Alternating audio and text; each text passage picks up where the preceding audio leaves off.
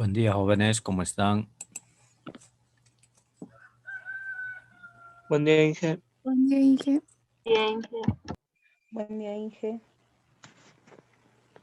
¿Cómo están, chicos? ¿Todo bien? Buen día, Inge. ¿Cómo está?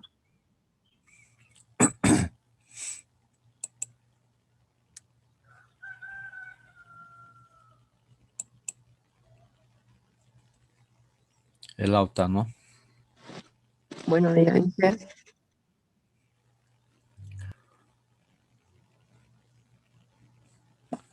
¿O está caluroso por donde están ustedes?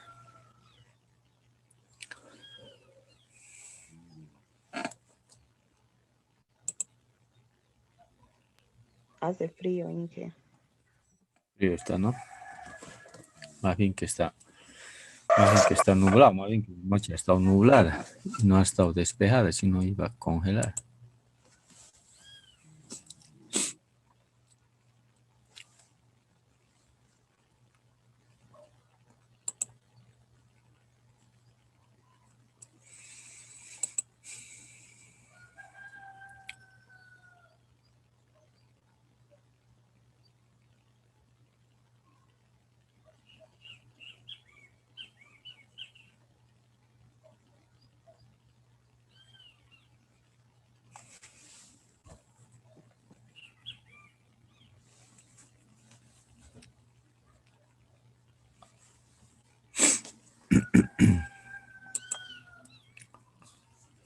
A ver, ¿quién más entra? ¿Quién más?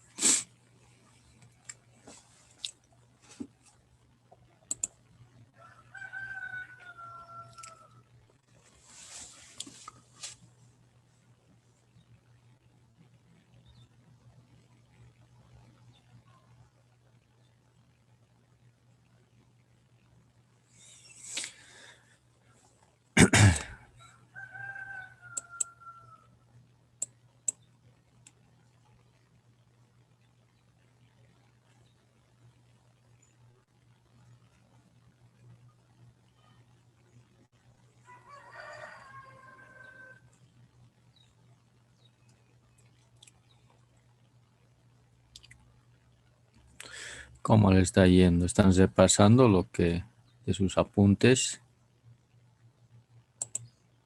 Tienen que ir repasando, ya se acerca la fecha de dar la primera evaluación.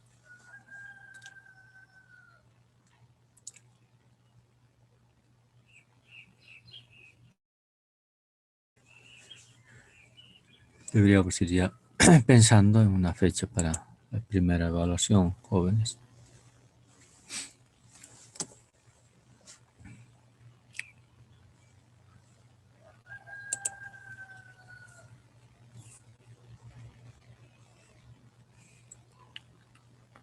Seguramente ya han dado sus evaluaciones de las otras asignaturas también, ¿no?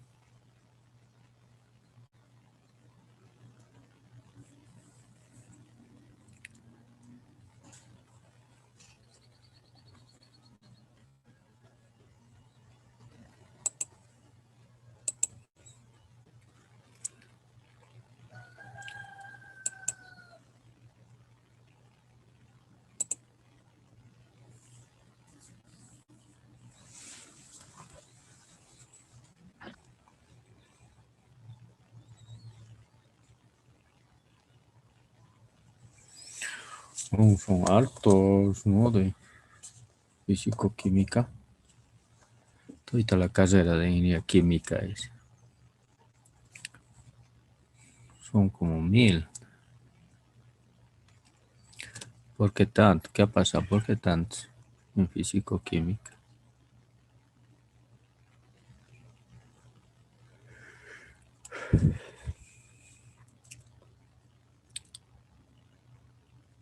Se han dormido, dice. se han conectado al curso y se han vuelto a No, dormir. Inge. Solo que estamos viendo atentamente su fondo.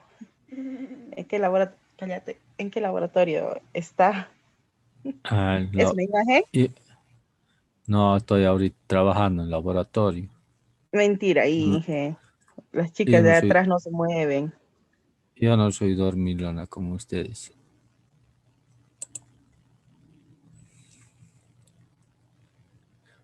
Las chicas de atrás no se mueven porque están observando en el microscopio, pues.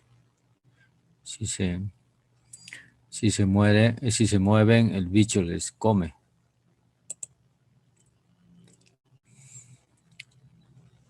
Hay otra allá atrás también que está trabajando ahí con el Y, Inge, ¿ha cromatógrafo. escuchado la noticia que supuestamente vamos a volver a clases presenciales? No, no han dicho nada todavía. Ha salido ayer, antes de ayer, ha salido ahí en el diario universitario, no sé cómo es la página de Facebook. Sí. El ingeniero Gandarillas está haciendo todo lo posible para que ya se pueda volver a clases presenciales, decían.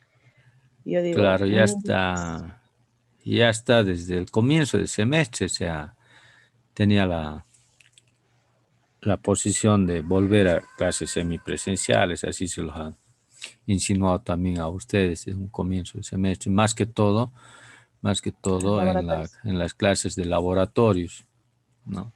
Por eso se han adecuado los laboratorios, se han comprado algunos elementos de protección personal, se han comprado también algunos químicos para poder hacer la desinfección, como alcohol, como ozono, lavandina, que es hipoclorito de sodio, los termómetros respectivos.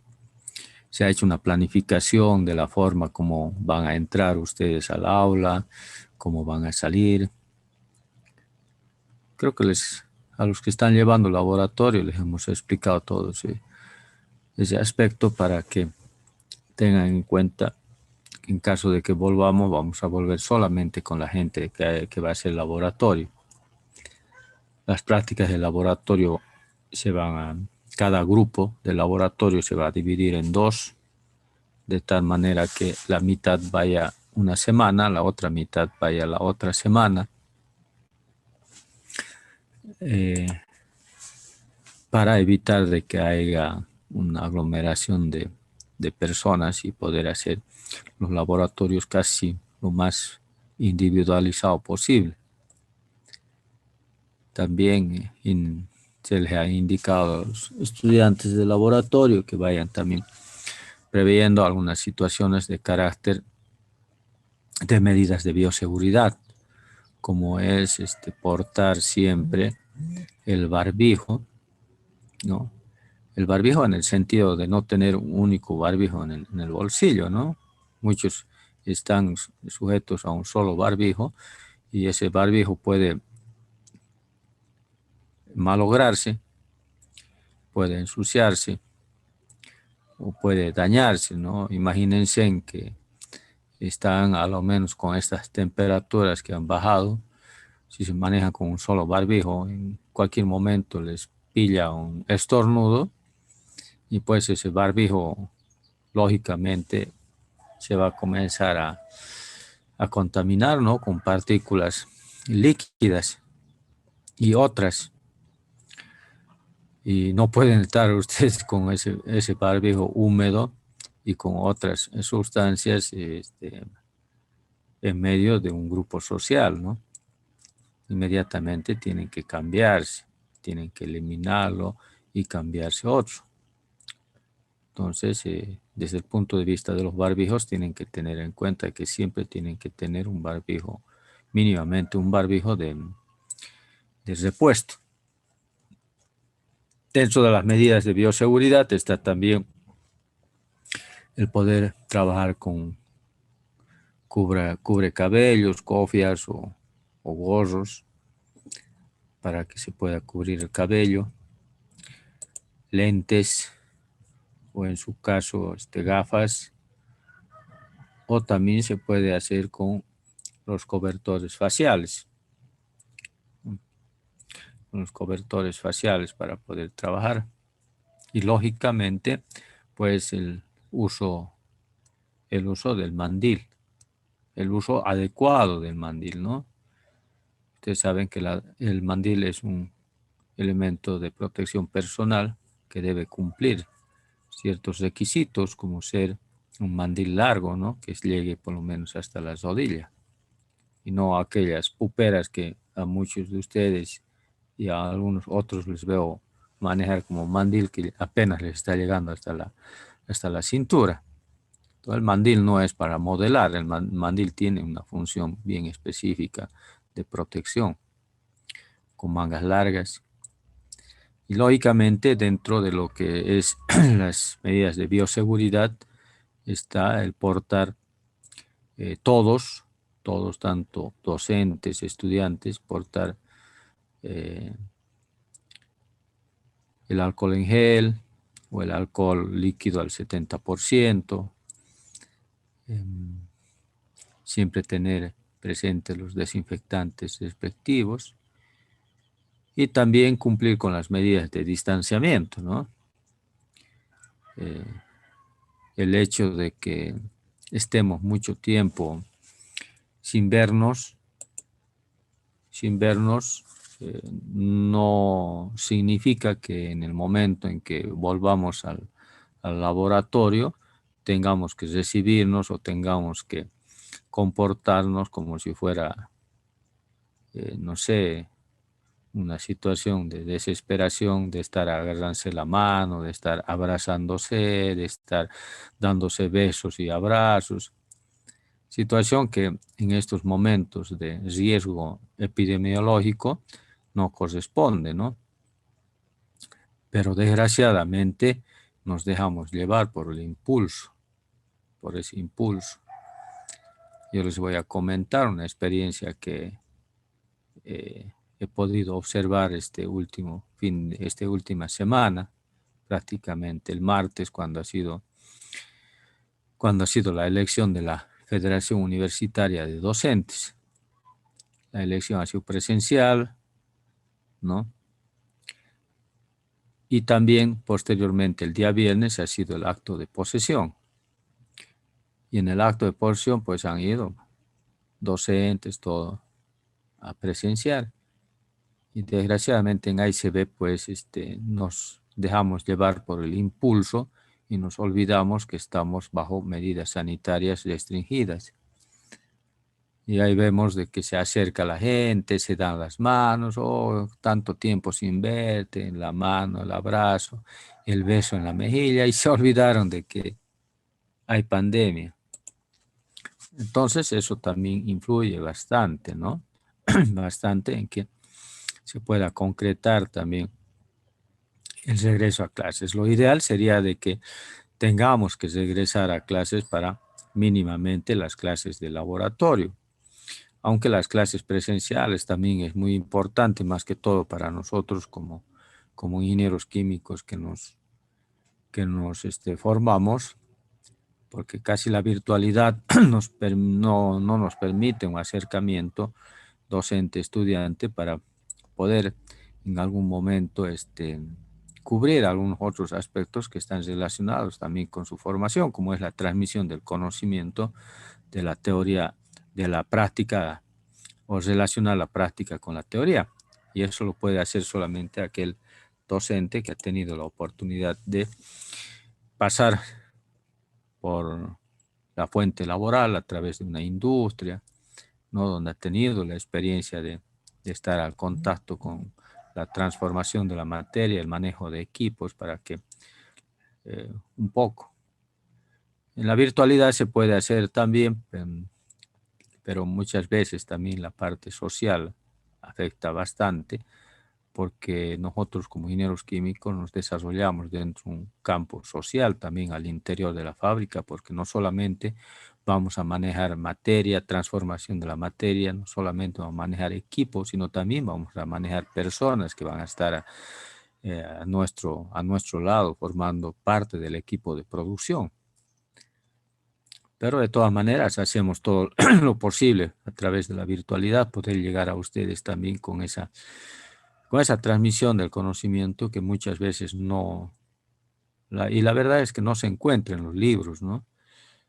Solamente se le encuentra en la experiencia de cada uno de los docentes que comparte con ustedes de alguna manera la experiencia vivida en el campo laboral, en la industria, en donde ha podido desarrollar su actividad profesional.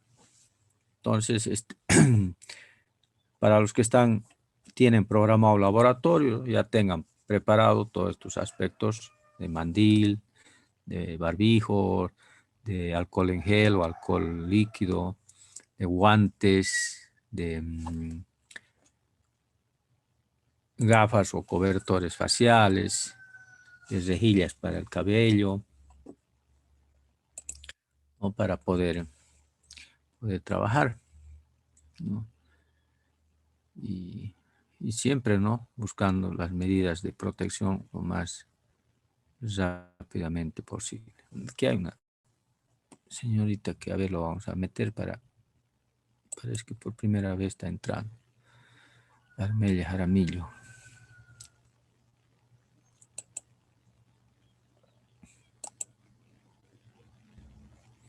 Armelia Jaramillo.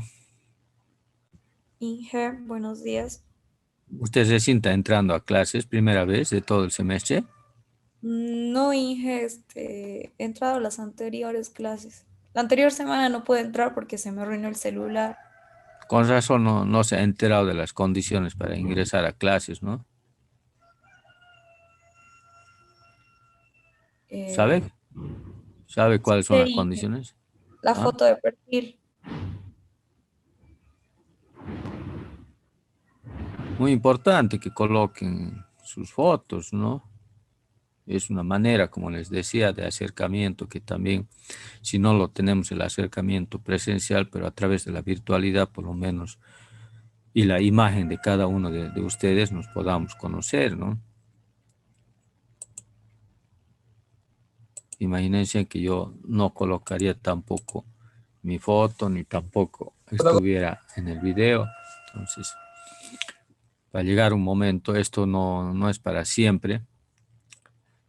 No todo es para siempre. Siempre hay un final. Esperamos que se termine todo esto. Como les decía también, la virtualidad nos limita muchas situaciones. Por ejemplo, para nosotros y para el grupo que siempre manejo yo, particularmente en lo que es físico-química, análisis instrumental, química orgánica, pues me permite con mis grupos de trabajo poder hacer las visitas industriales, pues con el tema de la virtualidad nos limita bastante, ¿no? Antonella tampoco está con su foto. Ya les he dicho que no colocan su foto, no ingresan a la clase. Si logran ingresar, les retiro, les elimino de la clase. Bueno, ya estamos casi todos. Continuando con otra de las unidades que debemos ver en la parte de físico-química que habíamos indicado en el estudio de la termodinámica, lógicamente basado en los principios básicos de la termodinámica, de los cuales manejamos algunos conceptos básicos relacionados a lo que es calor, energía, lo que es trabajo y todos estos aspectos que conllevan a esa relación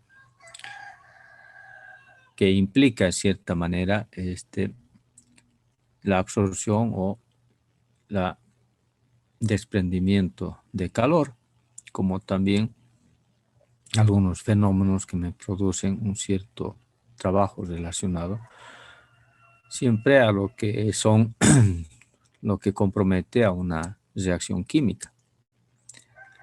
Reacciones químicas que nosotros los venimos observando, los venimos manejando desde química general a través de las mismas y y algunos fenómenos que se manifiestan en reacciones químicas donde tenemos reactivos y productos, los cuales manifiestan una cierta apreciación de temperatura que lo podemos medir a través del termómetro, ¿no? En función al estudio de la termometría.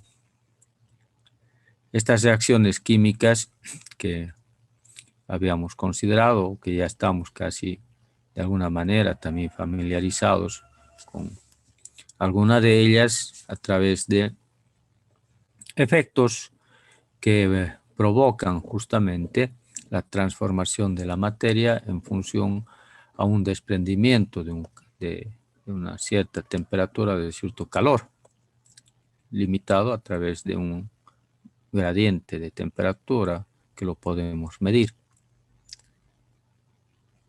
Aquellas denominadas, que lo habíamos denominado como reacciones exotérmicas, como aquellas reacciones que de alguna manera que al producirse desprenden una cierta cantidad de calor, y otras reacciones que indudablemente para poder producirse, para poderse generar, para poder transformarse la materia, necesitan incorporar una cierta cantidad de calor para poderse desarrollar. Estas reacciones químicas también las venimos manejando a través del concepto de lo que es química, ¿no?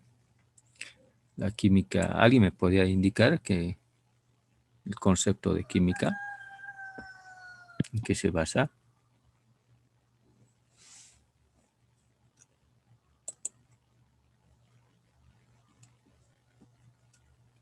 Antonella.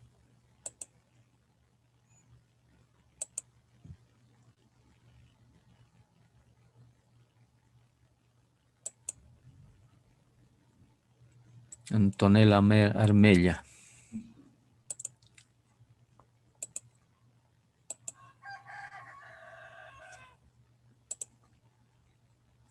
Dora Isaura Mamani.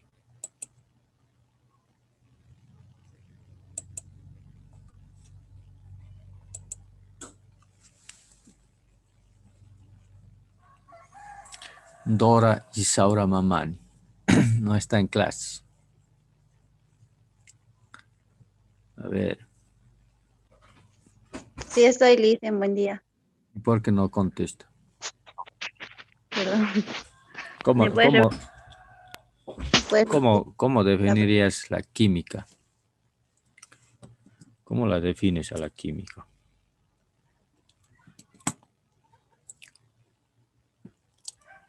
¿Te acuerdas? Nada.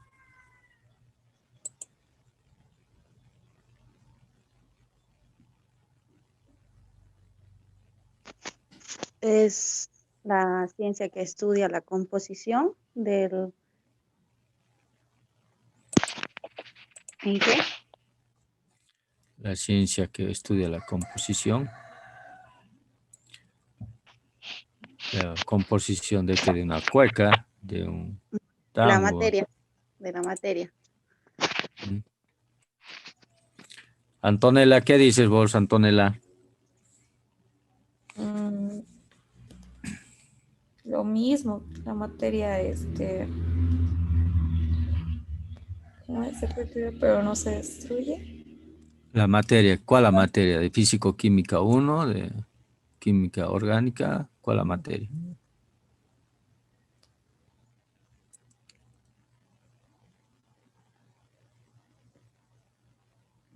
De matemáticas, la materia de matemáticas, la materia de microbiología, ¿cuál la materia? ¿Por qué no pones tu foto a tu perfil, Antonella? Es que no sé poner Inge, lo voy a poner más un rato. Como ya estamos terminando el semestre, ya están 6 meses indicándoles que coloquen y no pueden, ¿cómo es? Claro, puedo ponerlo, pero antes de iniciar la reunión de Zoom. Ustedes son más capos que mí en manejar esto y no pueden. Bueno, si no lo pones, nos despediremos de la clase. Lamento mucho. ¿Qué dicen, chicos? A ver, manifiéstense. Porque si no interpretamos la química como tal, muy poco vamos a poder entrar a esta parte de lo que es la aplicación de la primera ley de la termodinámica.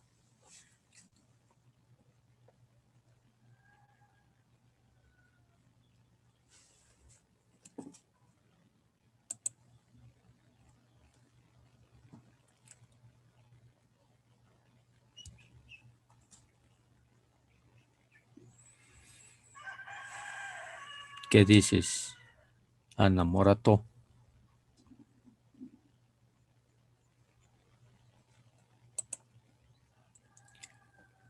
No hay Ana Morato también.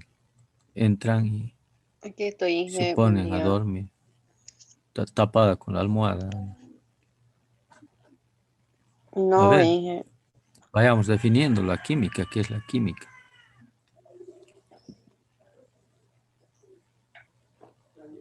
Para mí la química es la ciencia que estudia la estructura, la composición. La estructura, la composición, ¿de qué?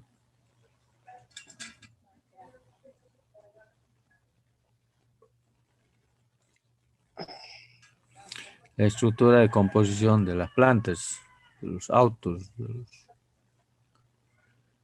los camiones, de las piedras. ¿De qué?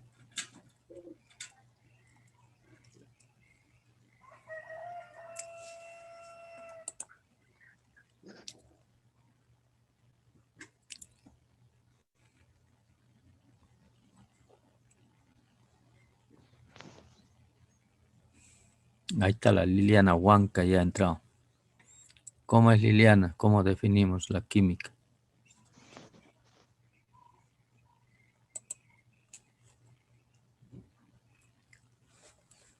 Iraida, ¿cómo definimos la química? Buen día, Inge. Hola, Iraida. La química se puede definir como la composición, la transformación de las propiedades de la materia.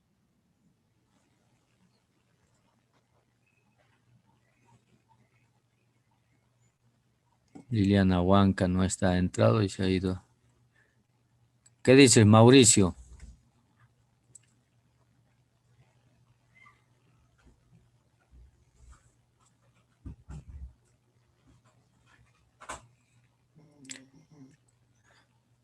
La química, ¿será que la podemos estudiar como sea? De forma aleatoria, de forma, no sé, individual.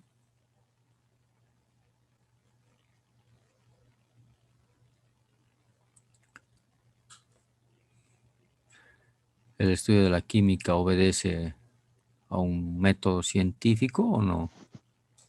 ¿Qué dices, Lenny Cerezo?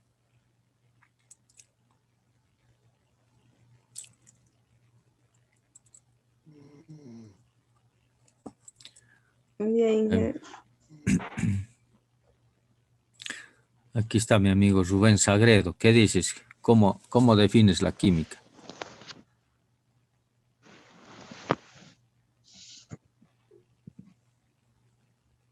¿Mm? No sé qué es el estudio de la materia. No sé qué. Esta machurita, no sé qué es, me dice Rubén Sagredo. ¿Ah? No, es que ya dieron las definiciones y no tengo otra conclusión aparte de eso.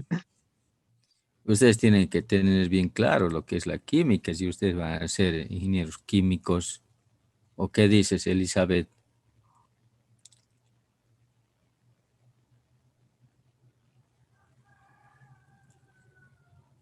Se adorme la Elizabeth. Inge, buen día. La ¿Cómo está? química es una ciencia que estudia la estructura, la composición y los cambios de la materia Ya.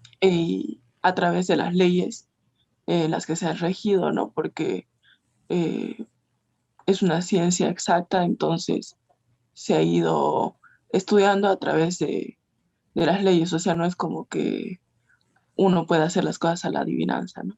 Exacto. Cuando nosotros interpretamos de una manera razonable y técnica cada definición y concepto, no es fácil acordarse, ¿no? Pero cuando nos aprendemos de memoria alguna definición, algún concepto, basta que nos olvidemos de una coma, ya estamos fregados, no nos vamos a acordar nada. Si todo lo que estamos nosotros estudiando, todo lo que estamos viendo, es justamente esos fenómenos naturales que han sucedido, esos cambios que ha habido en todos estos objetos, en todas estas sustancias, en todos estos cuerpos.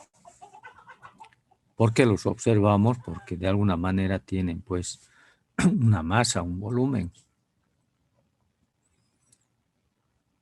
¿Por qué los sentimos? Porque tienen pues, o porque ocupan un lugar en el espacio. Y a todo eso se lo llama materia. Por lo tanto, cuando hablamos de la química, no podemos, como dice Elizabeth, no podemos estudiarlo, no podemos interpretarlo de una manera muy aislada, sin basarnos en un método científico que se plasma justamente en las leyes, en los postulados. Por eso es que la química es una ciencia, porque se basa en un método científico de trabajo. Y todos estos métodos científicos de trabajo que se han investigado, que se han postulado a través de las diferentes leyes, están sujetas a comprobación. ¿Y cómo las comprobamos? A través de la práctica de laboratorio. Por eso hacemos prácticas de laboratorio. Sino, ¿por qué se imagina que hacemos prácticas de laboratorio en las materias relacionadas con la química? La química general, la química inorgánica, la química orgánica, la química analítica, la físico-química que estamos ahorita. Porque necesitamos comprobar todas esas leyes que hemos manifestado a través de expresiones matemáticas donde se relacionan ciertas variables de medición. Y esas variables que habíamos visto son temperatura, presión, volumen, la cantidad de sustancia que es la que más utilizamos desde química general. Pues la química, al ser una ciencia, obedece justamente a ese método científico y también es experimental, porque todas esas leyes tenemos que someterles a una comprobación para ver o verificar si efectivamente se cumple o no se cumple. Para que una ley se cumpla como tal, tiene que manifestarse en cualquier tiempo y en cualquier momento y en cualquier parte la relación que la expresa.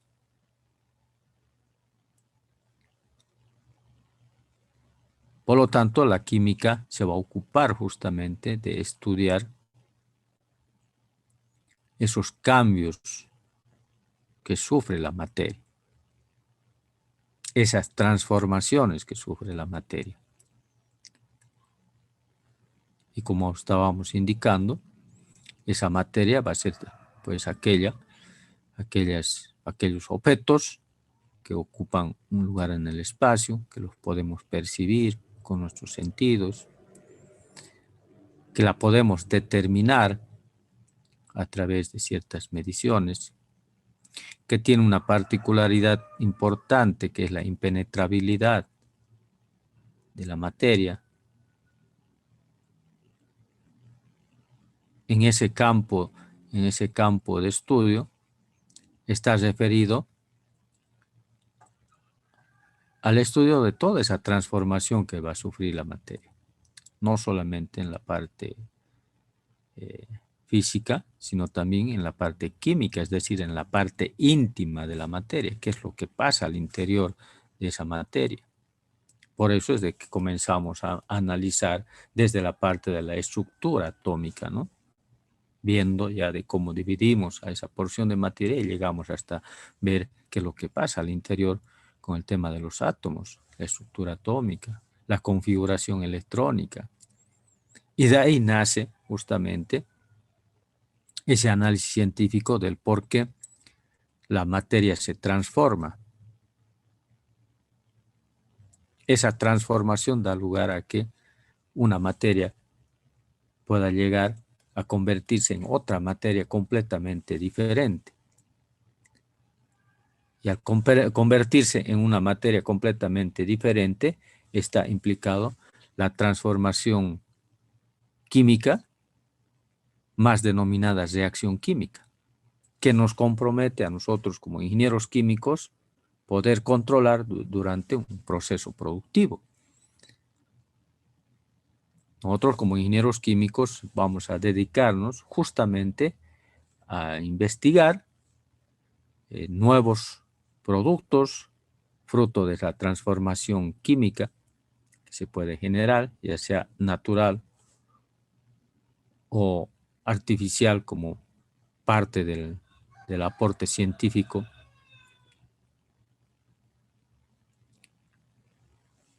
Buscar la investigación a través de la transformación de esa materia en otros productos. Es así que nace la gran industria de la química orgánica, por ejemplo, ¿no?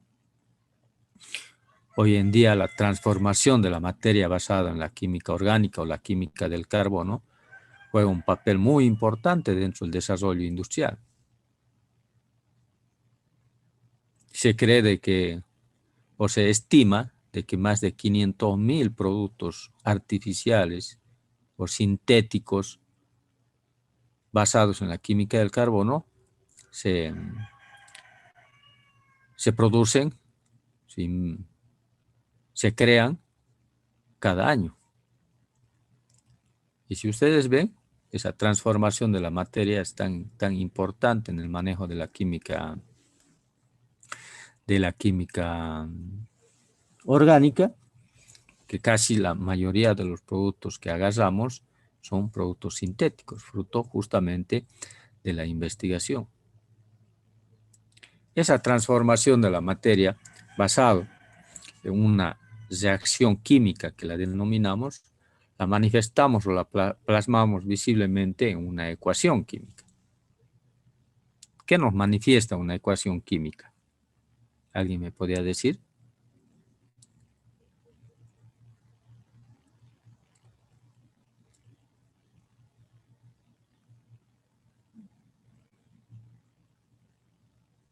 ¿Nada? ¿Qué nos manifiesta una ecuación química? La composición del compuesto. Okay. Eso será una fórmula química, ¿no? Una ecuación química.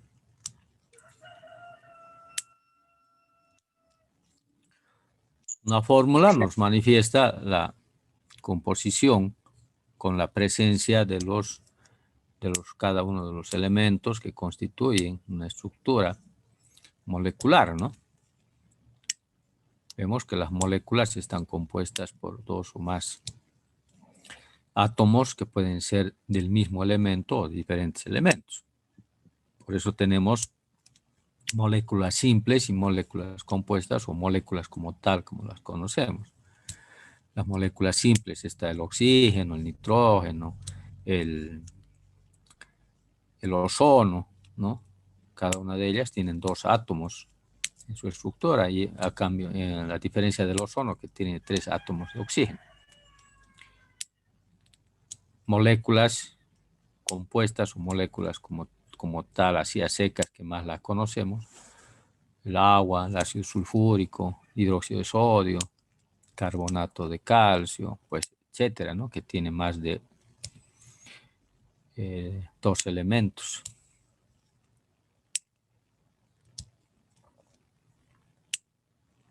¿Qué será una ecuación química?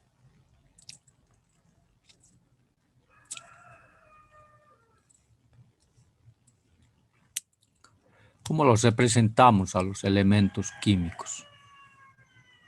Una cosa es un elemento químico y otra cosa es una molécula, ¿no ve?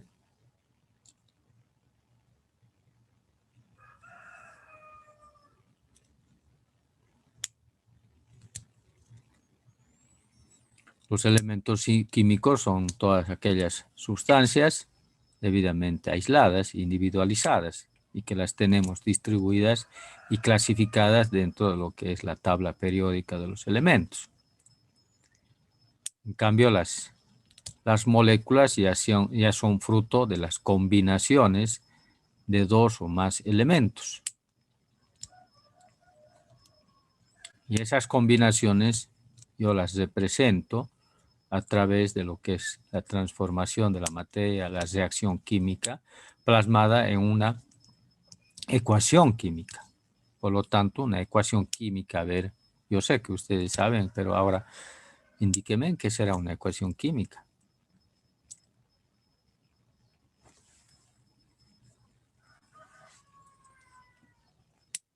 Ivana, Aliana, Choque, Anaí Arroyo. ¿Qué dice Mauricio?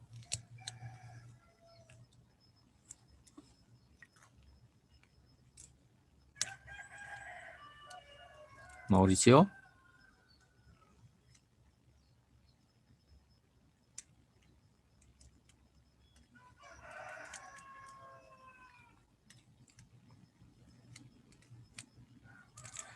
María de los Ángeles. ¿Qué tiene pues una ecuación química? A ver. Reactivos, productos. Reactivos y productos, Inge. Reactivos y productos, ¿no? Por lo tanto, una ecuación química es una representación. Es una ¿Se podría representación. decir que es una representación simbólica de una reacción química? ¿Y qué es una reacción química?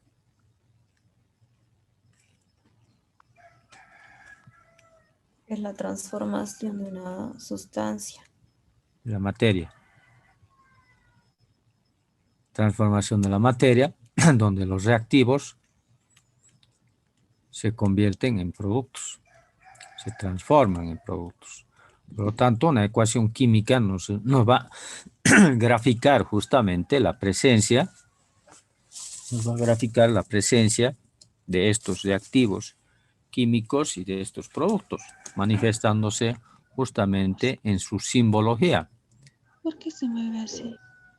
En su simbología, con la presencia de elementos, de moléculas, ¿ya? Cada una identificada en su estado de agregación de la materia. ¿Cuáles son los estados de agregación de la materia?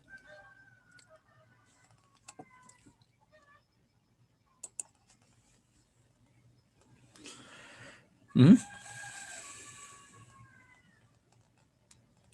Sólido, líquido, gaseoso. Sólido, líquido y gaseoso. Entonces, una ecuación química no solamente me representa a los reactivos y a los productos, sino también me representa el estado de agregación de la materia en que se encuentra cada uno de ellos. ¿Qué más podemos decir de una ecuación química?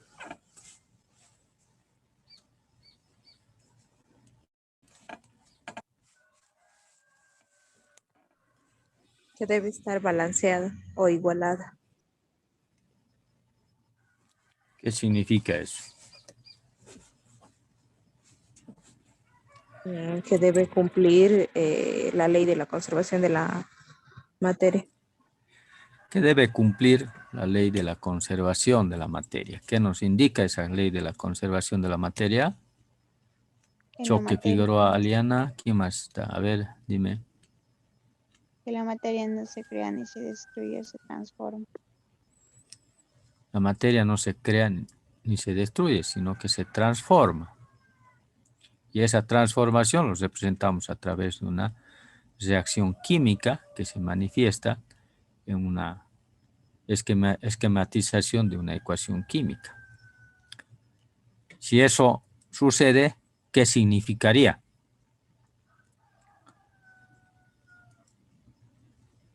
La materia no se crea ni se destruye, sino se transforma. ¿Qué significa eso? ¿Cómo lo interpretamos? Basados en una ecuación química. Que la misma cantidad de átomos que se tiene de un elemento, en los reactivos debe mantener la misma cantidad de átomos en el producto.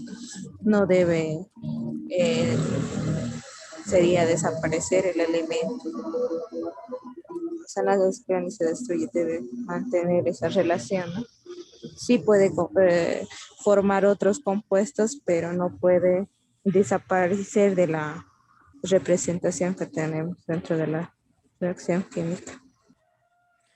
Efectivamente, ¿no? Eso nos indica la primera ley de la conservación de la materia, que la cantidad de reactivos que nosotros tenemos inicialmente, esa no se va a desaparecer, sino que se va a transformar de tal manera que esa misma cantidad tiene que estar presente en los productos, ¿no? Fruto de una mezcla o fruto de una combinación.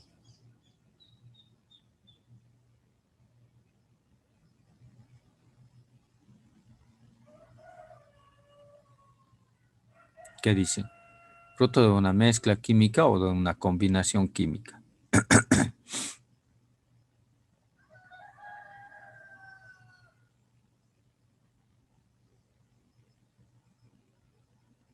De una mezcla, Inge. ¿Mm? De una mezcla, Inge. Carolina dice una mezcla. ¿Qué dicen los demás?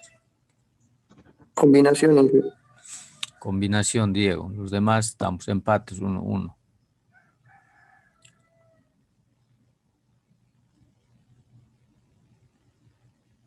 Combinación, Inge.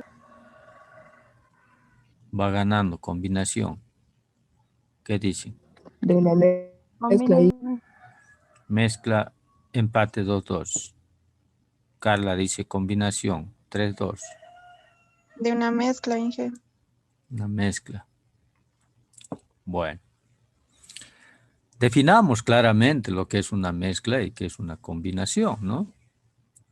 Muchas veces estos dos conceptos se manejan como si fueran sinónimos, pero mezcla es una cosa y combinación es otra cosa. Inclusive hay algunas bibliografías que he estado viendo que indican que una mezcla es una combinación, entonces juntan las dos definiciones completamente erradas. Una mezcla es la unión de dos o más sustancias, las cuales al unirse no sufren cambios químicos importantes al interior de su estructura, es decir, al interior de la materia. En una mezcla no se provoca una reacción química. Ustedes han hecho una solución, ¿no? En química general, ¿han hecho soluciones o no? ¿Han logrado ver soluciones en química general? Sí, Inge. ¿Y cuál es la definición de una solución, por ejemplo?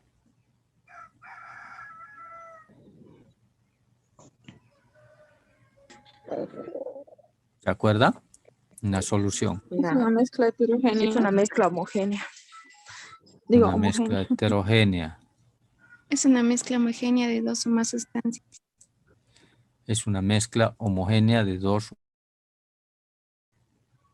¿No ve? Esa es una solución que tiene dos partes importantes definidas, como es un soluto y el solvente, pero manifestamos sobre una mezcla.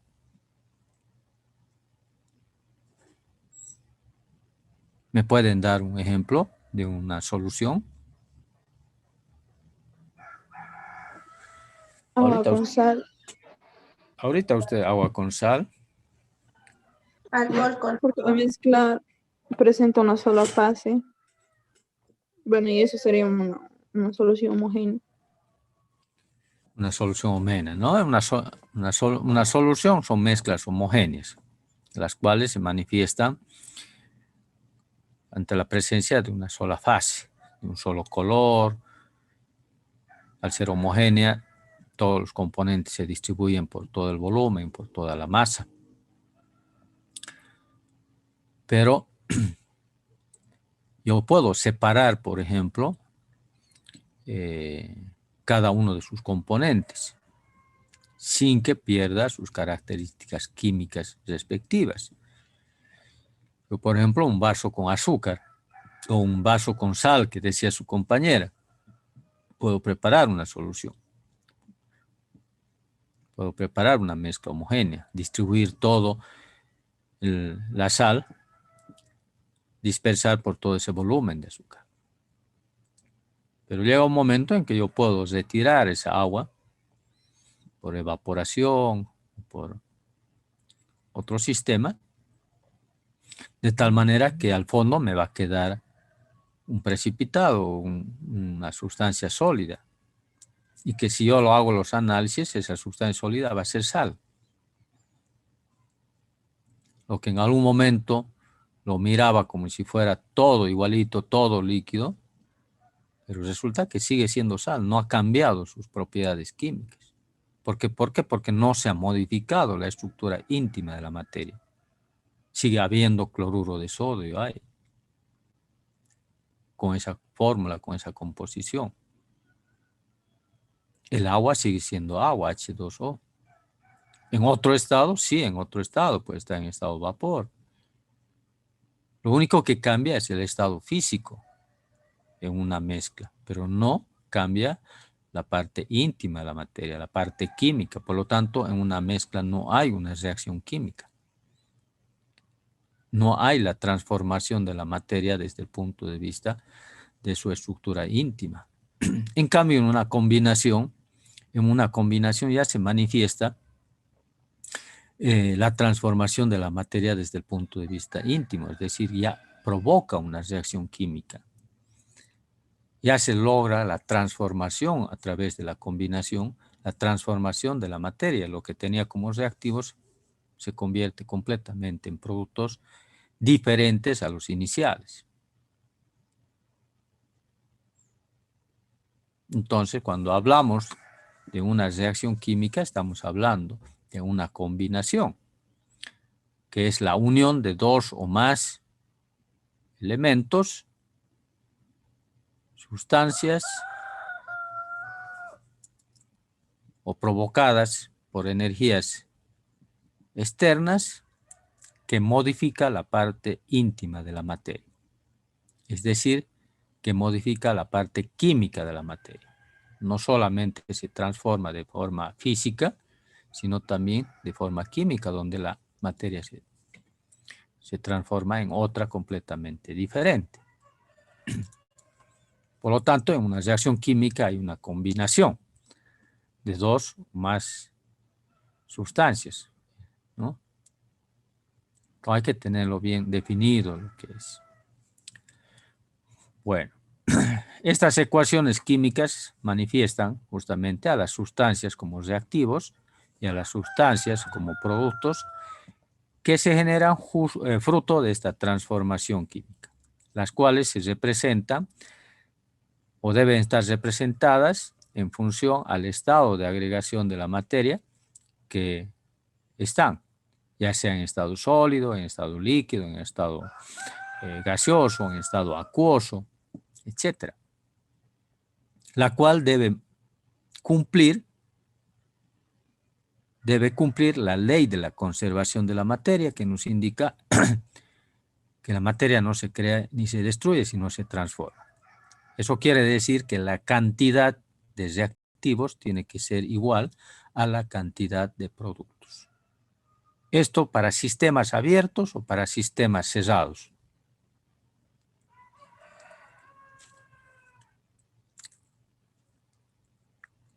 Esto se cumple para sistemas cerrados o sistemas abiertos. Pregunto.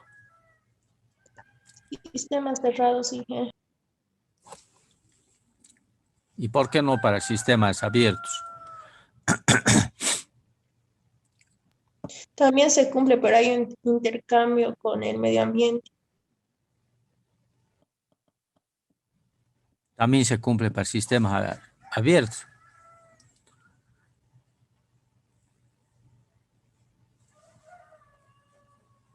¿Qué dicen los demás? Participen. nos equivoquemos así con las equivocadas, no vamos a interpretar mejor.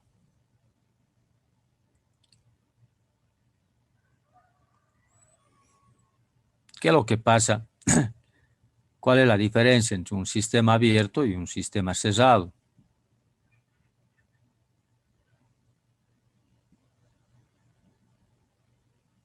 Linda.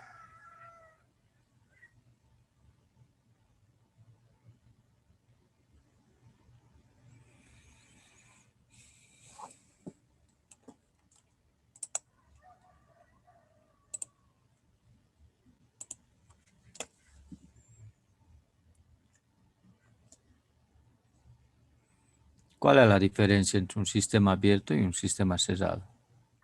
Carmelita. En un sistema abierto hay intercambio de calor, de energía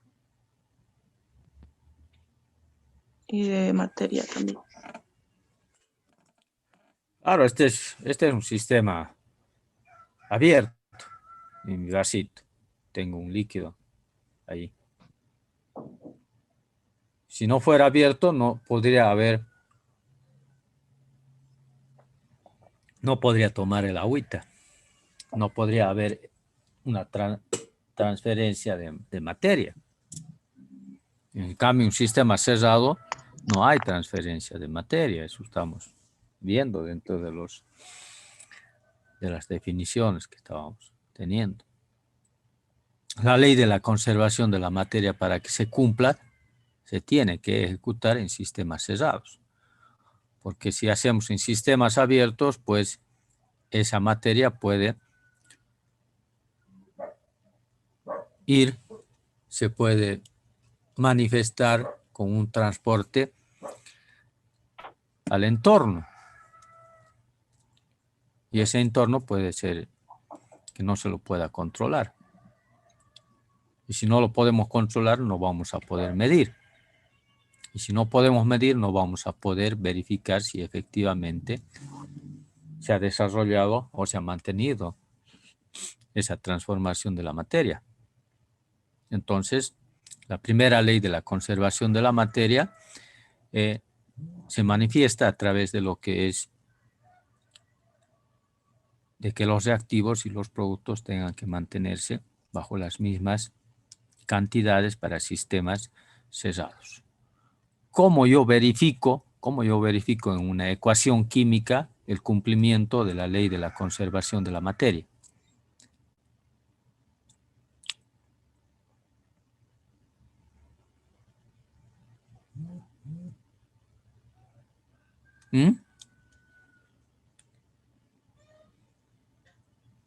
Cuando la ecuación está igualada, la suma de las masas de productos y reactivos son iguales. Cuando igualo y cuando la suma de las masas de los reactivos. ¿Y eso cómo lo consigo? ¿Cómo lo consigo yo? Eso, ¿cómo consigo igualar?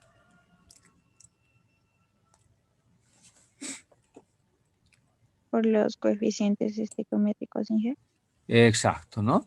Yo consigo igualar buscando o calculando los coeficientes estequiométricos, que son números que están por delante de cada una de las sustancias, tanto reactivos y productos, los cuales me permiten a mí igualar las cantidades de masa de los reactivos y las cantidades de masa de los productos. Estos coeficientes estequiométricos los podemos nosotros lograr a través de diferentes métodos de balanceo, de balance de materia, como son los métodos de tanteo, los métodos algebraicos, dependiendo del tipo de reacción, ¿ya?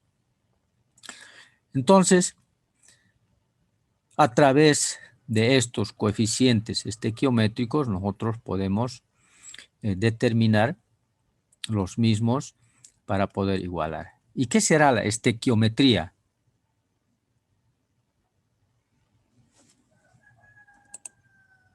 Hemos dicho que son coeficientes estequiométricos, pero ahora la estequiometría, ¿qué será?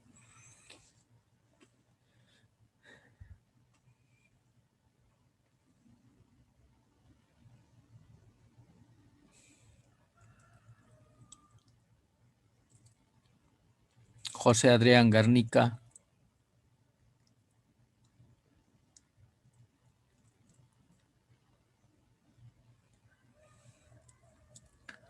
José Adrián Garnica. José, ¿qué es? ¿Sos concejal?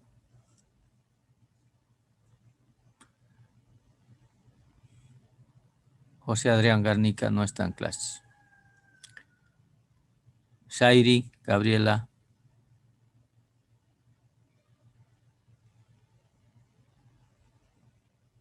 Tampoco. Jocelyn Belén López. Sí, Inge, buen día. Hola, Jocelyn. ¿Qué será la estequiometría?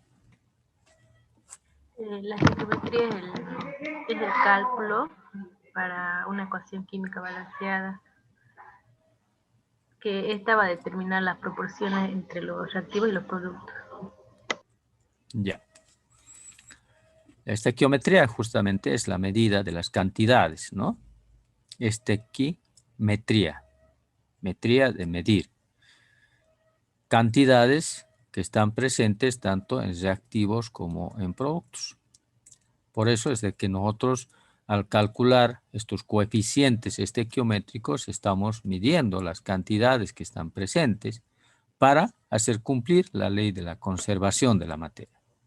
Primer elemento muy importante a tomar en cuenta cuando estamos manejando ecuaciones químicas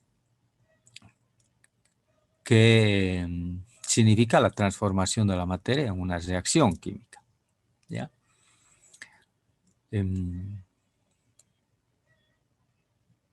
Toda reacción química tiene su simbología. ¿Cuál es su simbología más común de una reacción química?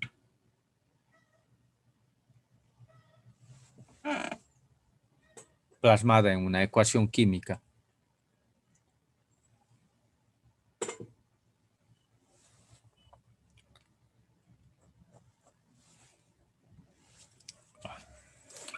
¿Qué dices? María de los Ángeles no está. La flecha que se usa en G de reacción a producto. La flechita, ¿no? Tiene su sentido la flechita, ¿no? ¿Cuál es su sentido? ¿Cuál es el objeto de la flechita? ¿Qué nos indica?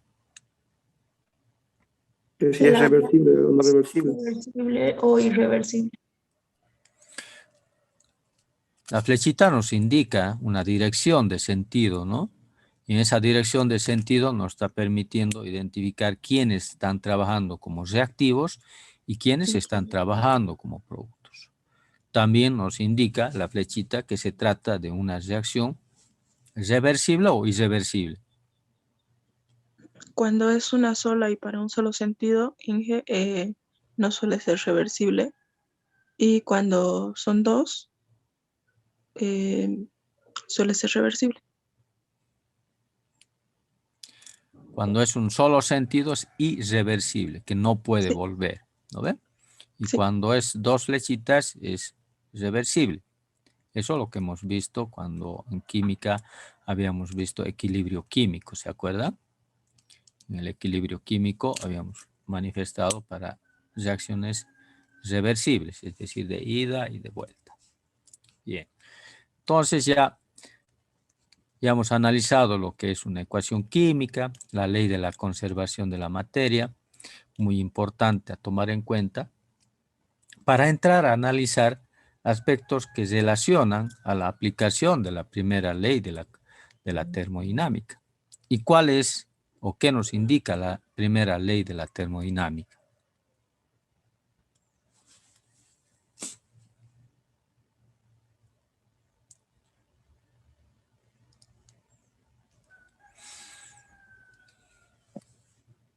Que la variación de energía interna va a ser igual al calor que es y al trabajo que se realiza. La primera ley de la termodinámica manifiesta, al igual que la primera ley de la conservación de la materia, la primera ley de la termodinámica o el primer principio de la termodinámica nos manifiesta la conservación de la energía, ¿no? Por eso que habíamos visto que la energía, tenemos varios tipos de energía, y en esos varios tipos de energía habíamos visto también una serie de transformaciones de esa energía, ¿no? Desde cuando habíamos analizado la generación de energía eléctrica, en principio basado en agua de las lagunas, por ejemplo, que tenemos agua con una energía potencial, una energía en reposo, que si lo hacemos caer a través de cañerías, ductos de una cierta altura y que incide sobre unas paletas que son turbinas, estas se mueven provocando una energía mecánica. Y esta energía mecánica, al mover ciertos inducidos, provoca un campo magnético. Y ese campo magnético, pues una energía magnética, provoca una energía eléctrica. Esa energía eléctrica vamos a la casa, la consumimos a través de una energía luminosa, energía calorífica, etc. Entonces se va transformando la energía. De ahí que el primer principio de la termodinámica se refiere a la conservación de la energía, indicando que la energía se transforma de una a otra. Aplicación de la primera ley de la conservación de la energía, que es la primera ley de la termodinámica, radica justamente en poder ver a través de la materia la transformación de la misma, lo que da lugar a lo que corresponde a la termoquímica. La termoquímica manifiesta justamente estos aspectos que hacen que nosotros podamos verificar, como les decía anteriormente, que una reacción química se puede manifestar a través de la liberación de calor y otras a través de la absorción de calor para poderse transformar. En ese sentido, podemos verificar que efectivamente influye grandemente la aplicación de la primera ley de la termodinámica en base a la termoquímica. ¿Dónde está mi?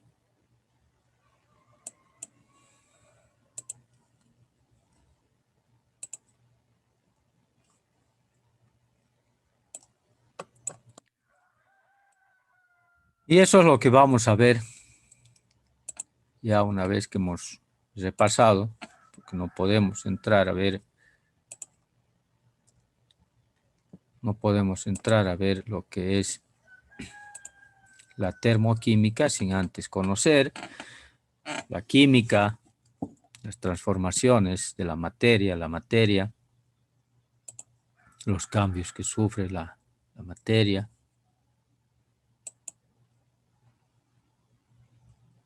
¿Se ve algo, jóvenes? Sí, Inge, se ve.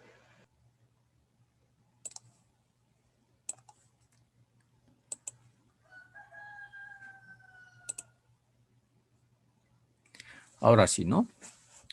En esta unidad que vamos a ver las aplicaciones de la primera ley de la termodinámica basado en lo que es la termoquímica. Como habíamos visto, aquí lo que vamos a aplicar va a ser las leyes tanto de la primera ley de la conservación de la materia y la ley de la termodinámica.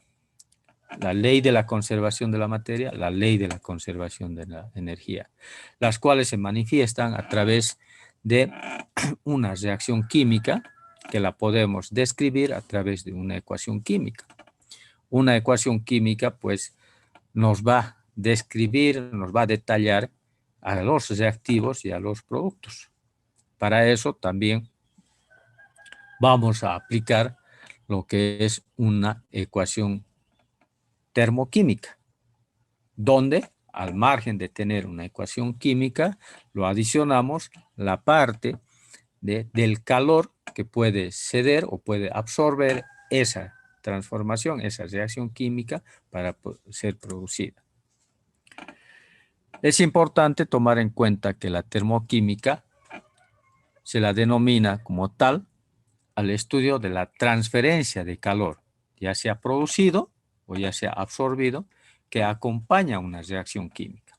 Por eso es que habíamos manifestado claramente saber qué es una reacción química para que nos demos cuenta a qué vamos a hacer el estudio de la termoquímica. La termoquímica es una rama de la termodinámica en la que el reactor y su contenido constituye un sistema y las reacciones químicas dan lugar a intercambios de energía entre el sistema y el medio. ¿Qué es un reactor? Un reactor es aquel lugar, aquel recipiente donde se va a generar o donde se va a producir ese cambio, esa transformación de la materia que es la reacción química. Sobre esta base de análisis que se produce la transformación de la materia que se manifiesta en la reacción química, se puede utilizar la calorimetría. ¿Qué es la calorimetría? Es la medida del calor, ya sea producido o absorbido en esta reacción química, en esta transformación química.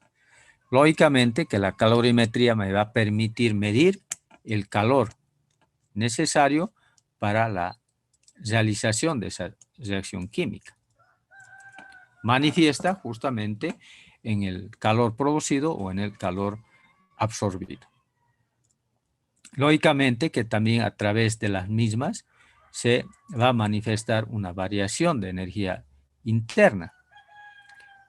Esa variación de energía interna se va a provocar si la reacción se produce a volumen constante o con una variación de entalpía, en este caso, si la reacción se produce a presión constante. Habíamos manifestado que la entalpía es una medida de medir el calor absorbido o cedido por una reacción química, por una transformación química. Y eso lo vamos a tomar en cuenta a partir de ahora cuando estemos trabajando con la termoquímica. Vamos a recordar algunos aspectos importantes que hacen justamente, así como hemos estado recordando lo que es química, lo que es una combinación, lo que es una mezcla, lo que es una reacción química, lo que es una ecuación química. Vamos a recordar algunos postulados de la primera ley de la termodinámica para podernos ubicar en lo que se trata cuando estamos trabajando en la termoquímica. Habíamos indicado que la primera ley de la conservación de la energía es aplicada a un sistema que tenemos muchísimas partículas al interior que se pueden analizar. De tal manera que vamos a manifestar a través de ese cambio desde reactivos hasta productos, ¿no? Donde el sistema pasa del estado A al estado B, de un momento 1, de un momento 2, de un momento inicial a un momento final, dependiendo del sistema que nosotros vamos a tratar. Si estamos tratando sobre un sistema donde se produce una reacción química, estamos viendo que el sistema va a pasar de reactivos a productos. De tal manera que esa energía interna, a través de la ley de la primera ley de la termodinámica, se manifiesta a través de un delta de U, ese cambio del estado final menos el estado inicial que habíamos considerado.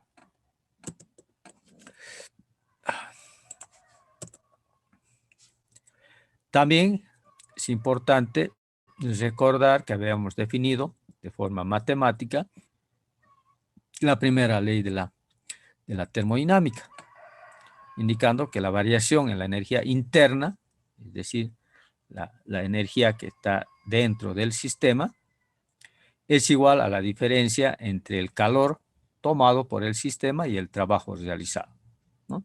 Entonces, el trabajo realizado, que lo tenemos, por ejemplo, en este émbolo, al tener el contacto con el calor, pues el calor transfiere una cierta energía de movimiento, es decir, que activa la energía cinética en las partículas al interior del cilindro, provocando un desplazamiento. Y ese desplazamiento justamente es el trabajo ejercido por el sistema hacia el entorno, ¿no ve? Entonces, de tal manera que también podemos manifestar que la energía interna va a estar dado, de acuerdo a la primera ley de la termodinámica, por el calor más el trabajo respectivo. Una convención de símbolos también se manifiesta dentro de un sistema. El trabajo va a ser mayor que cero cuando el trabajo se realiza hacia el sistema y menor que cero cuando el sistema realiza un trabajo hacia el entorno, hacia afuera. Lo mismo también hablábamos sobre la convención de signos para el calor. El calor mayor que cero cuando está incorporándose al sistema y cuando el sistema desprende calor es menor que cero. Para poder ir determinando, ¿no?, cada uno de esos momentos específicos. Entonces, prácticamente un resumen de lo que ya habíamos visto anteriormente. La energía interna como tal es función tanto de la temperatura, la presión y el volumen, ¿ya? De tal manera que tanto el calor como el trabajo no son funciones de estado, ya que conociendo los estados final y inicial no se puede conocer. En cambio, el delta de U, es decir, la energía interna, es una función que puedo conocer a través del estado inicial y el estado final. En cambio, los calores, no, yo no puedo determinar el calor de un estado final y un estado inicial, porque es puntual prácticamente en cada etapa de tránsito que se pueda provocar dentro de un sistema. Se puede provocar un calor diferente. Esto habíamos visto, por ejemplo, si tomamos un mol de agua a 25 grados centígrados en una atmósfera, que son las condiciones estándar, ya les vamos conociendo. Las condiciones estándar de reacción están dadas para una presión de una atmósfera y una temperatura de 25 grados centígrados. Bajo estas condiciones se dice de que el sistema está en condiciones estándar. O en algunas bibliografías también les dicen condiciones normales. Pero creo que la condición estándar es la más adecuada para no confundirnos con las condiciones normales de los gases, ¿no?, que es a una atmósfera y que es a 0 grados centígrados. Y si a este gas lo elevamos a temperatura a 30 grados centígrados, siendo la presión final de una atmósfera, ¿cuánto va a valer el calor? El calor, ya, podemos describirlo a través de la masa, la capacidad calorífica, a presión constante y el delta de T. La masa la puedo determinar conociendo el mol, ¿no ve? Como conozco la masa de un mol de agua, tomando en cuenta la relación de la masa molar o el peso molecular, ¿no? El peso molecular del agua, el oxígeno tiene 16, más 2 del hidrógeno, tengo 18. De ahí puedo sacar que mi masa va a ser igual. Mi masa va a ser igual a 18 gramos, ¿no? Porque el peso molecular o la masa molar es igual a la masa sobre el número de moles. Por lo tanto, la masa va a ser igual al número de moles multiplicado por el peso molecular. Ahí sale este 18. La capacidad calorífica para el agua bajo estas condiciones está tabulado, que es igual a 1 caloría sobre gramos grados centígrados. Y el delta de temperatura que tenemos de 30 menos 25 grados. Entonces el calor para este sistema sería de 90 calorías. Reflejando la acción del calor y el trabajo, ¿ya? Lógicamente se van a distinguir ambas porque ambas cumplen funciones muy diferentes, ¿no? Muy diferentes al interior del sistema que se está trabajando, que se está desarrollando, ¿no? El calor que se involucra dentro del sistema lo que provoca es un cambio de energía, un aumento de energía en todo sentido, con movimientos de las partículas interior de la misma. Y en cambio el trabajo ya prácticamente es un desplazamiento de las mismas en un sentido. Por eso dice de que ambas son formas de variar la energía del sistema, pero de una manera distinta cada una de ellas. El calor es una energía desordenada, como ustedes pueden ver. Ya es una energía que provoca un movimiento en las partículas de forma desordenada. En cambio, el trabajo se va a desarrollar en sentido al desplazamiento que se está provocando. Es una de las ventajas muy importantes para provocar un cierto movimiento de desplazamiento también y aplicado a ciertas condiciones de trabajo, ¿no?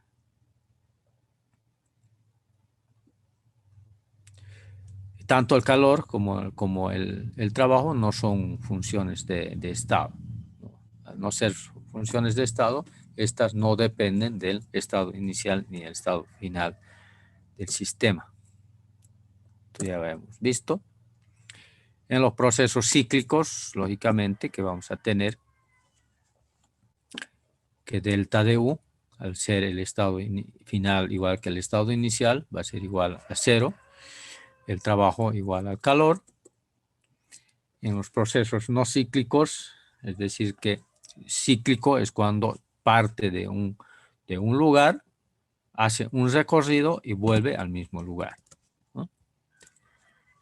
Para el proceso a volumen constante tenemos que delta de U es igual al calor, porque si nosotros reemplazamos en el trabajo por la presión por delta de B, entonces si delta de B es igual a 0, entonces toda esta expresión se me va a hacer 0 y me va a quedar delta de U igual al calor. Para los procesos aislados, donde no hay intercambio de energía, esa energía va a ser igual al trabajo. Si el sistema realiza trabajo, entonces la energía interna disminuye, y si se realiza trabajo sobre el sistema, la energía interna va a ir aumentando. Ahora también es importante tomar en cuenta si el sistema absorbe calor.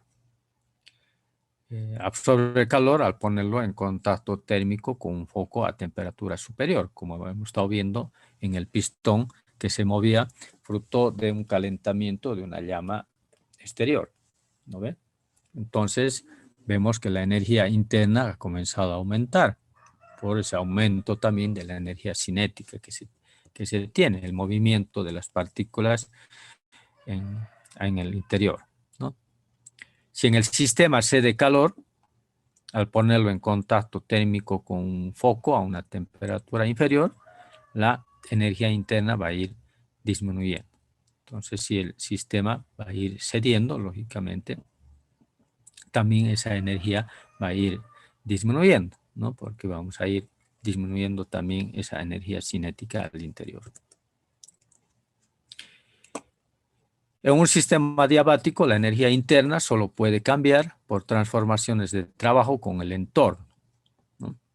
Estamos hablando de un sistema adiabático donde no hay un cambio de energía representativo.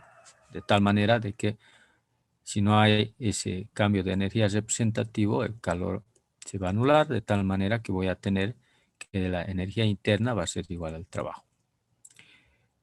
Para un sistema diatérmico, ¿ya? La energía interna puede cambiar por transferencias de calores y por el trabajo que se realiza hacia el entorno, es decir, hacia afuera, ¿no? Por lo tanto, aquí en estos casos ya el trabajo se anula y donde la energía interna va a ser igual al calor.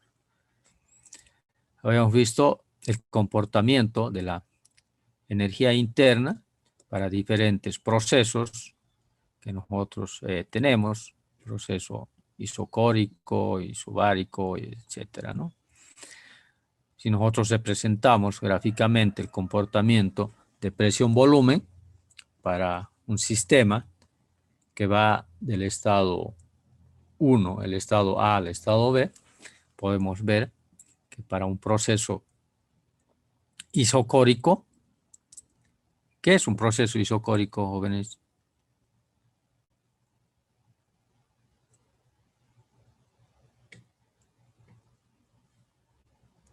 ¿A qué denominamos proceso isocórico?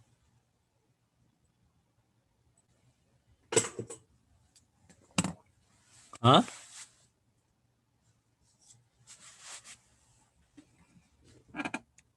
¿Qué es un proceso isocórico?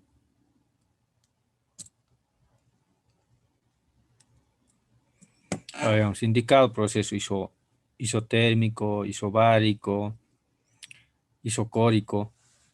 ¿Se acuerda? Es un proceso donde la temperatura y el gas varían en función de la presión. ¿En qué? Hola, Inge. No, Cuando estábamos hablando de las leyes de los gases, el comportamiento de la ley de los gases obedece a la variación de sus variables de estado. Esas variables de estado que son la presión, volumen, temperatura y la cantidad de sustancia como el número de moles. Habíamos indicado que cuando un proceso termodinámico se somete a temperatura constante, indicamos que es un proceso isotérmico. A volumen constante es isocórico. Cuando el sistema se realiza a presión constante, el proceso se llama isobárico. Y cuando el sistema se realiza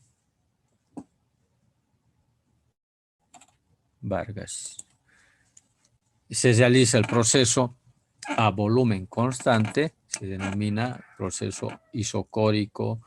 También se le denomina en otras bibliografías, lo van a ver como isométrico o isovolumétrico, también lo llaman en algunas, ¿ya? Es decir, si ustedes se fijan en la gráfica del comportamiento de presión-volumen, del paso del estado inicial A al estado inicial B, se realiza solamente por un incremento de presión, pero no de volumen. El volumen se mantiene constante.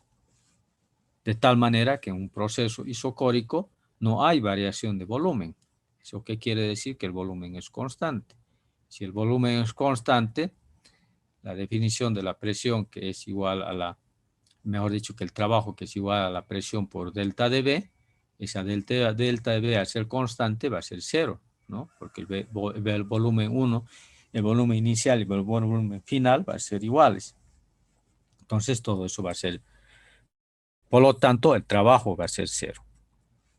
Si el trabajo es cero, yo voy a poder tener un calor que va a estar descrito a través de el número de moles por la capacidad calorífica a volumen constante la B que está abajito es a volumen constante por un delta de temperatura.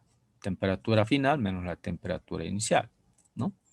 Donde este C sub B es el calor específico a volumen constante que tenemos. Por lo tanto, si nosotros manifestamos, vamos a ver que la energía interna va a ser igual al calor más el trabajo, pero si el trabajo es igual a 0, entonces delta de U va a ser igual al calor respectivo.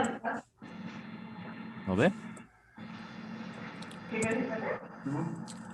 Isobáricos, procesos isobáricos cuando la presión es constante. Mira Presión cómo estoy constante. despeinada. Entonces no hay una variación de la presión. Por lo tanto, voy a tener que el calor va a estar en función a esa capacidad calorífica a presión constante. De tal manera que tu ropa? la energía interna va a ser igual al calor más el trabajo, ¿no?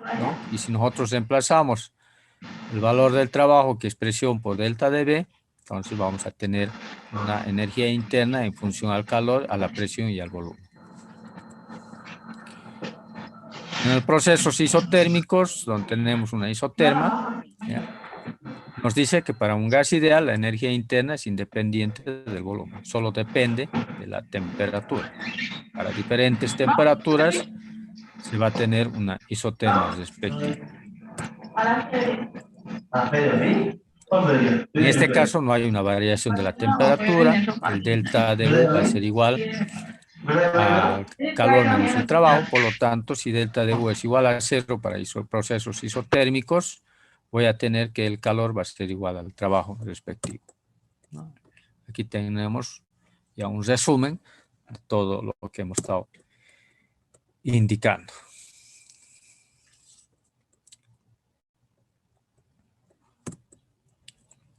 Y entramos a describir lo que son las entalpías, que habíamos indicado que las entalpías son los calores absorbidos o liberados en un proceso a presión constante, ¿no?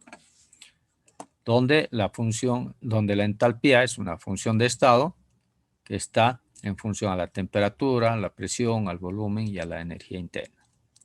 Es una propiedad lógicamente extensiva. Sus unidades generalmente están dadas por joules, joules por mol, dependiendo, o joules solamente, si la agarramos. El proceso a presión constante, como habíamos descrito, habíamos partido de la primera ley de la termodinámica y habíamos agrupado términos hasta llegar a los valores de delta de H, es decir, a los valores de delta de entalpía. Para recordar estos aspectos. Como les decía, en toda reacción química se puede tener una reacción que pueda absorber calor. En este caso estaríamos hablando de una reacción química endotérmica, de introducir calor para que se produzca la reacción, y otras que al reaccionar pueden desprender calor. Al desprender calor son las reacciones exotérmicas, son las que liberan calor por el sistema, ¿no? En ese sentido también puedo trabajar dentro de la convención de símbolos. Para una reacción endotérmica, yo voy a tener en una gráfica de entalpías y la representación son gráficas termodinámicas muy importantes para poder tener una visión clara de cuando interpretamos una reacción endotérmica, cuando aquí, por ejemplo, la entalpía de reacción de los reactivos es mucho menor que la entalpía de los productos. Por lo tanto, aquí me interpreta que yo necesito incorporar energía a mis reactivos para producir. Por lo tanto, para las reacciones endotérmicas, mi delta de H, es decir, mi cambio de entalpía, o mi entalpía tiene que ser mayor que 0. Caso contrario, se realiza en las reacciones exotérmicas, ¿no? Donde ya los reactivos ya parten de una entalpía alta, y la cual al transformarse en producto baja esa entalpía, eliminando o produciendo el calor respectivo. De tal manera que yo tengo las reacciones exotérmicas, estas van a liberar un cierto calor hasta producir ciertos productos. Por lo tanto, la entalpía va a ser menor que cero. Cuando veamos una ecuación química acompañada de este cambio de calor, es decir, de esta entalpía de delta de H negativo, estamos haciendo mención a que se trata de una reacción exotérmica.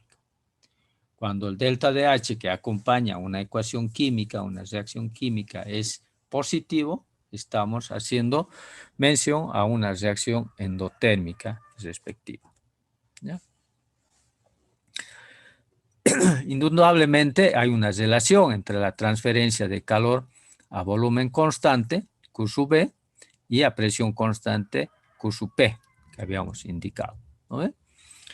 Delta DU es la variación de la energía interna y este es el calor a volumen constante que habíamos indicado. Esa variación de entalpía a presión constante es igual al calor a presión constante. Si nosotros manifestamos esa relación de la entalpía en términos generales, ya vamos, mejor dicho, en términos absolutos, vamos a ver que la entalpía es igual a la energía interna más la presión por volumen. Y si veo de manejar a través de un estado inicial, un estado final, o un estado 1 y un estado 2, puedo agruparlo en deltas de la entalpía igual a un delta de la energía interna más la presión por un delta de volumen. Si eso es así, nosotros podemos reemplazar también estos valores y poder llegar a través de los mismos a ver de que la entalpía va a ser igual al calor a presión constante y la energía interna va a ser igual al calor a volumen constante. Si nosotros reemplazamos, vamos a poder tener una representación del calor a presión constante igual al calor a volumen constante más la presión por delta de B. Hay dos casos ahora donde hay que diferenciar cuando están formando parte sólidos y líquidos y cuando está formando parte gases. Cuando está formando partes en los sólidos y líquidos, desde los reactivos a los productos, yo puedo tener un cambio de volumen, un volumen de los reactivos, un volumen de los productos, de tal manera que puedo tener un delta de B. Pero si este delta de B, en este caso, es 0, aproximadamente 0, entonces voy a tener que este delta de B va a ser igual a 0, por tanto toda esta expresión se me va a ser 0. Si esto es 0, entonces el calor a presión constante va a ser igual al calor a volumen constante.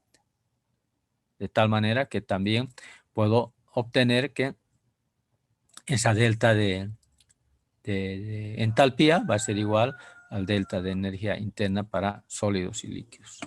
En el caso de gases, cuando tengamos gases, ya aquí afecta, ¿no?, el delta de N, que es el cambio en el número de moles. Aquí el número de moles, por una parte, puede ser positiva, puede ser negativa, o simplemente puede ser nula, ¿no? Porque puede haber que el número de moles finales puede ser igual que el número de moles iniciales o de los reactivos. Entonces, todo esto se me va a hacer 0.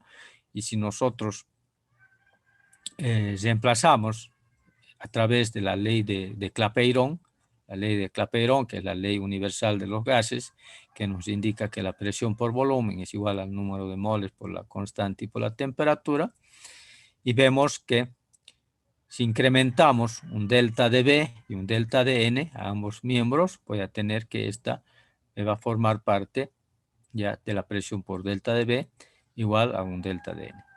Entonces va a depender también, ya si ese número de moles, el cambio de número de moles me va a dar también la idea, ya si va a ser negativo, positivo o en su caso cero, todo esto, ¿no? Para una reacción donde el cambio de moles no sea significativo. Por ejemplo, en el caso del metano, en la combustión del metano, en una reacción de combustión, si nosotros vemos, podemos analizarlo antes de hacer, sabemos que antes de hacer cualquier cálculo estequiométrico, lo mismo que tomamos en cuenta en estequiometría, antes de hacer cualquier cálculo a partir de una reacción química, a partir de una ecuación, yo debo sujetar esa ecuación a un balance de materia. Lo mismo sirve también para la termodinámica. Si nos basamos en una reacción química, no puedo hacer ningún cálculo, ninguna apreciación, ningún análisis posterior si antes no hago cumplir la ley de la conservación de la materia, y eso significa igualar mi ecuación, ¿no? Como decía uno de sus compañeros, tengo que igualar la cantidad de reactivos, tiene que ser igual a la cantidad de productos. Por lo tanto, puedo colocar un 2 aquí y un 2 aquí. Tengo un carbono, 4 hidrógenos, 2 por 2, 4, 2 por 2 de oxígeno, 2 oxígenos, 2 por 1, 2, 2 oxígenos está igualado. Ahora recién puedo hacer mi análisis. El número de moles de mis reactivos, tengo 1 del metano y 2 del oxígeno, de tal manera que tengo el número de moles de mis reactivos, 3 moles. Para mis productos voy a tener también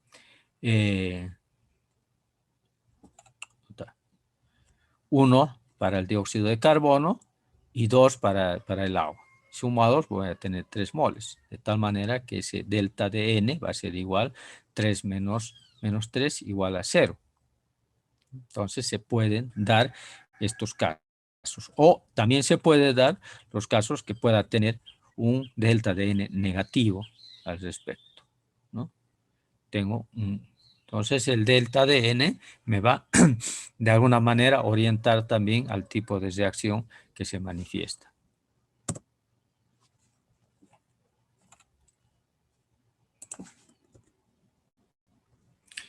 En los procesos exotérmicos, como habíamos dicho, es cualquier proceso que se dé calor, es decir, transfiere energía térmica hacia los alrededores. Por lo tanto, voy a tener un desprendimiento de energía respectiva, es decir, que acompaña a los productos que se generan. En un proceso endotérmico es en el cual los alrededores deben suministrar calor al sistema para que se produzca, ¿no? Por ejemplo, para poder separar al mercurio del óxido de mercurio. Entonces, para obtener mercurio y oxígeno por separado, yo debo incorporar calor. Las relaciones de Q sub E y Q sub P, que están relacionados a volumen constante y a presión constante, como habíamos visto. Aquí lo describimos de una forma mucho más bonita.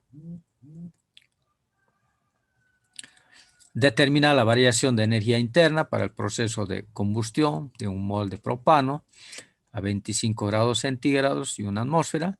Si la variación de entalpía es en estas condiciones desde menos 2219.8 kilojoules. Estamos hablando de condiciones estándar, ¿no? Hemos visto las condiciones estándar es igual a la presión en una atmósfera y la temperatura de 25 grados centígrados. Ya aquí nos da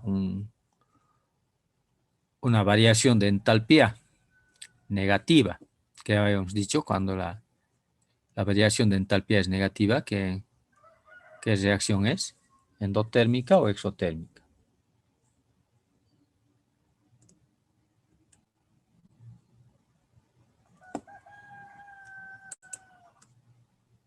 Hola chicos, se han ido, se han dormido, ¿qué ha pasado?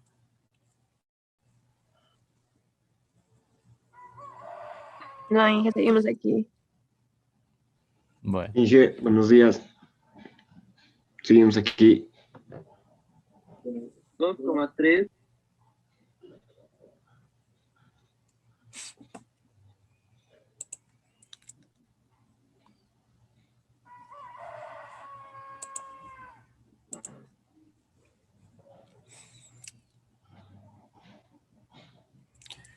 Entonces, una reacción de combustión, ya en este proceso del propano, tengo una reacción exotérmica, ¿no? Que habíamos dicho que está con un signo negativo. Hay un desprendimiento de calor en la combustión, ¿no? Y es altito, ¿no? Los moles de los reactivos, tengo 5 más 1 igual a 6, que son los moles del... Y los moles de los productos voy a tener solamente 3. También para sustancias líquidas puras. De irnos. Ya. Esto terminamos. Para que no nos quede un mes. Entonces, aquí hay que tomar en cuenta cuando estamos considerando el número de moles, ya que para los líquidos no se toma en cuenta. Entonces tenemos el moles de los productos igual a 3. De tal manera que el delta de N va a ser igual a 3, que es los productos menos los reactivos, ya igual a 3. Entonces tengo un delta de N igual a 3 para una entalpía donde tengo la energía interna, delta de N por la constante y la temperatura, voy a poder resolver. Si nosotros reemplazamos, vamos a ver que esa entalpía lo acompañamos con su signo, ¿ya? Con su signo, si es positivo, positivo, en este caso es negativo. 2219 por 10 a la 3 joules, porque aquí está en kilojoules, más el delta de N, que es igual a menos 3, menos por menos va a ser igual más la constante de los gases ideales en función a unidades termodinámicas y la temperatura, que es el delta o mejor dicho, la temperatura que está a 25 grados centígrados. Como es una ecuación que viene de la ley de Clapeyron, entonces esa temperatura tiene que estar en grados absolutos. Entonces los 25 grados centígrados hay que llevarlos a grados Kelvin. ¿Ya? Bueno. Bien, chicos, nos vemos entonces la próxima clase para seguir. Inge, ¿podría por favor volverlo a la pantalla, por favor? ¿Ah?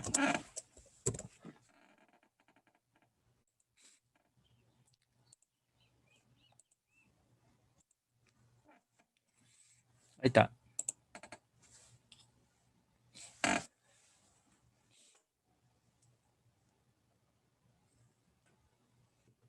Gracias, Inge. Bueno, chicos, nos vemos. Vayan a pasar clases de la otra materia que tienen. Bueno, Inge, gracias. Hasta luego. Chao. Gracias.